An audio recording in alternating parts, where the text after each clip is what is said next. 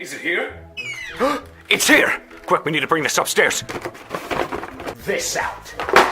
This is my nerd box from Japan. It's a new service where this company will send you a whole bunch of nerdy things to your house for just $9.99 a month.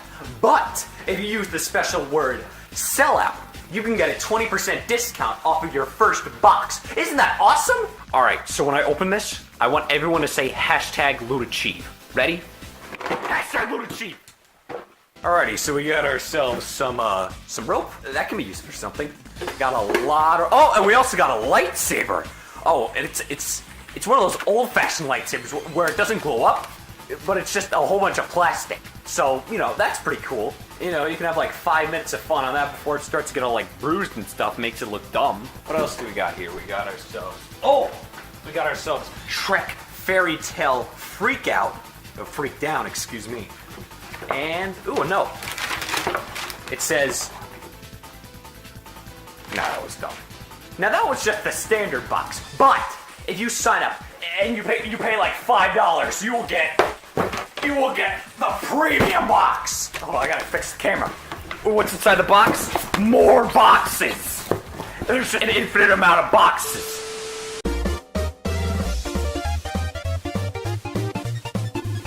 Wow. Super Mario Brothers 2. What a game. You know, how about we just skip all this complicated introduction crap and just pop this baby in, you know? It's nice to enjoy the finer things in life, and I think I kind of deserve this. Colin! Wait, who said that? Come here. Colin, it's me, your father. You need to stop. Jack! You're not my dad! Yes, I am. Anyways, you need to stop now. Ever since you left Mario Bros. 2, their videos have been banned everywhere. And if you make unoriginal videos, talk about even though it's different and charming, you'll not only be losing all your dignity, but you'll also be beaten in the fur like sap the white males. Jack, that's inconceivable. Listen, you need to stop now. Or, wait a minute. I don't think you used that word correctly. That was Jack from the It's a Story About My... That was Jack from the A Story About My Uncle video. Remember him? Yeah, I wish I didn't. What is one thing that almost everyone hates? No, it's change. Change is something that very few people take lightly. And you know, that's completely fine. Like if a show replaces a character, you'll be a bit iffy at first because you were so used to the way it was before. Think of it like when John left Game Grumps, or when Mark left Parks and Rec. Wait a minute. What are you doing? What's happening? You know, they offered me a buyout and I took it. And so now I work for Norton Construction. Now it's basically human nature to either completely hate change and just live in denial about it, or you'll just smile and lie about enjoying it, like if your child starts watching anime. Like if you see them dressing up like this for Halloween, you know you did something wrong. The reason I bring all this up is because of the game we got ourselves today. Super Mario Bros. 2. One of the most controversial sequels of all time because of how different it was from the game before it. But why is it so different? Well, it's just because it's a redesigned version of Doki Doki Panic. Did you know that? Yes, you did. Everybody ever knows that. Shut up. When this was first seen by the public, it definitely raised some eyebrows for how different it is. But you know, let's put that beside us and play the video and have ourselves a good old time. I said that already. He's still obsessed with Kevin C. It gets much darker. Super Mario Bros. 2 is the obvious sequel to the original Mario Bros. From 1985. The greatest game of all time according to G4.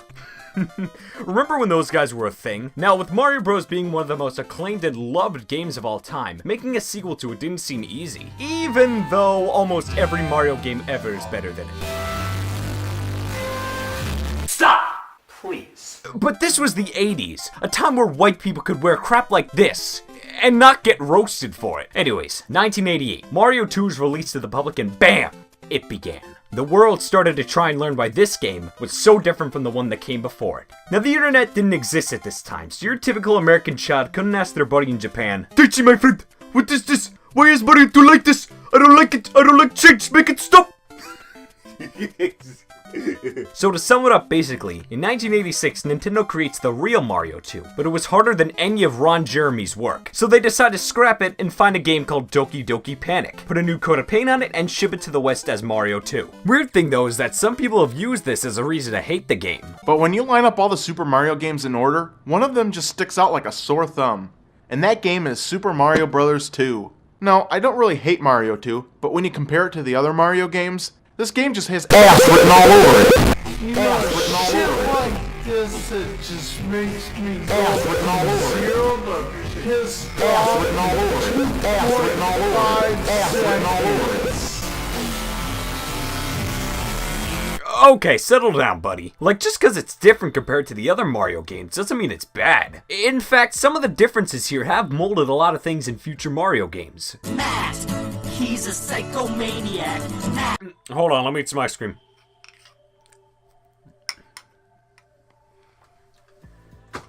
Delicious. As I just mentioned, Mario 2 is nothing like its predecessor. Now by hearing that, you probably think, it just took everything the original had and made it worse. But no. No. Instead, Mario 2 strips the whole idea of Mario that people got from playing the first game and made something completely worthy of a good old pat on the back. First off, more characters, each supporting their own ups and downs. I hate the fact that I'm analyzing characters in a video game, but whatever. Mario is an all-around character, so play as him if you have no soul. Luigi can kick his legs around and jump higher, but he has terrible friction. So for all the little brothers that had to play as Luigi over the years, this game rewards you. Peach can hover. Only play as her in Icelands, otherwise you're being a little punk bitch. And Toad, Toad is for the people who've got balls and aren't afraid to show it. He's fast, strong, but bad at jumping. It's probably because Toads don't actually have legs at all, they only have big ass feet. Whoever said Toad is worthless? No, shut up. Idiot. Now there's a lot more to this game than just the characters. Let's talk about the levels. Back in Mario 1, it was always make it to the flag at the end of the stage. There were hardly any times where things like branching pathways or alternate routes were in the level. However, with Mario 2, it feels so much more open and free. Let me explain. You're free to explore them for as long as you want. This enables you to do things like go back to earlier parts of the level, explore, find secret rooms. You just don't feel like a caged animal anymore. I'm in here because I wanted to be in here.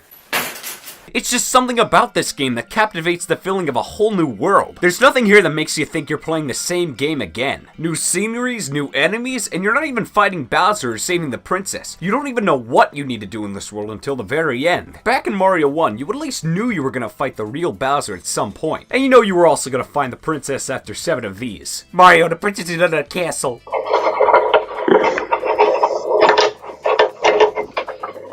With this, you just keep going through the game thinking the only objective is to kill all these suckbirds and get through these eagle heads. But it's not till the end of the game when you find that the bad guy is actually Wart, the Frog King. Hey, you know what name Wart sounds like? Ward. Got him.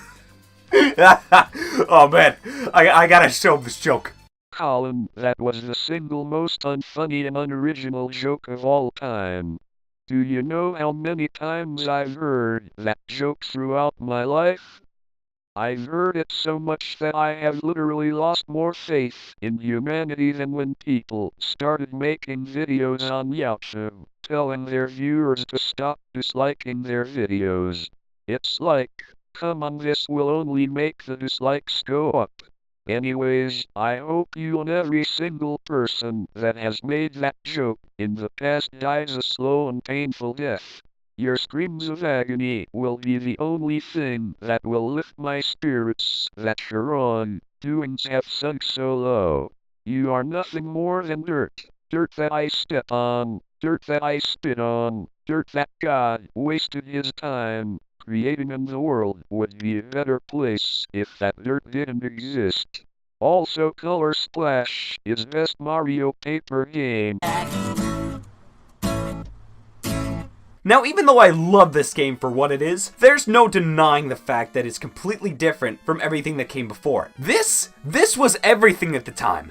This was a sign from God saying, dude, let's make something awesome. And for a game to go from simply running to the end of the stage to, well, basically doing the same thing, but with different enemies and scenery, wasn't easy for a lot of people. Even though this game did very well when it came out, it has gotten some of the most mixed opinions I've seen out of anything. And that's because this is basically the absolute definition of love it or hate it material. For something to be love it or hate it, there must be something else that came out before it which was loved by everyone. And then when the formula is changed drastically, or even slightly, there will be people that'll love it because they can find honest reasons to enjoy it, or because they just want to act hip. And people who will hate it for straying too far away from the source material that worked. Or just because other people hate it too. Here's a great example. Say there was a band called Super Edge Anal 182, and they released an album that was really popular. It reached #1 on the top 200, it got some hot singles, and when you listened to their music, you thought you were understood because you're just an angsty little teenager. And then Super Edge Anal 182 releases a new album with a different sound, but still had the meaning of their old album. However, since it was different, a good portion of their fans will be outraged because the band changed their style. But there'll still be a good portion of fans that'll like their new sound because it was executed well. So what do we learn from that? 1. Trying something new means not everyone will enjoy it, but like the great Shigeru Miyamoto said once, probably, innovation takes risk. 2.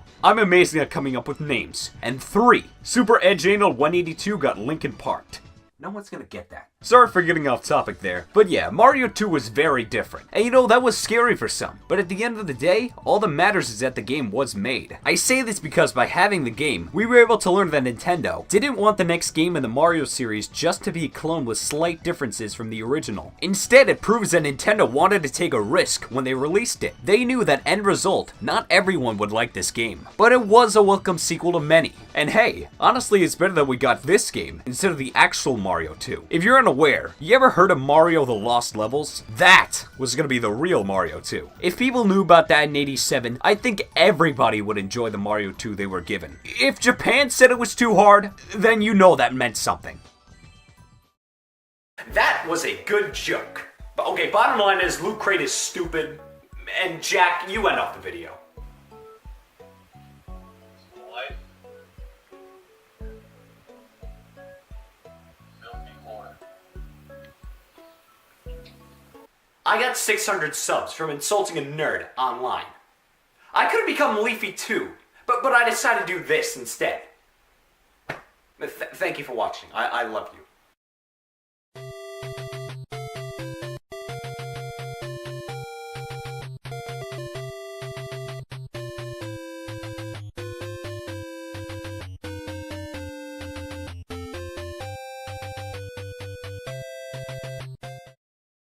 Back in Mario 1. Oh god.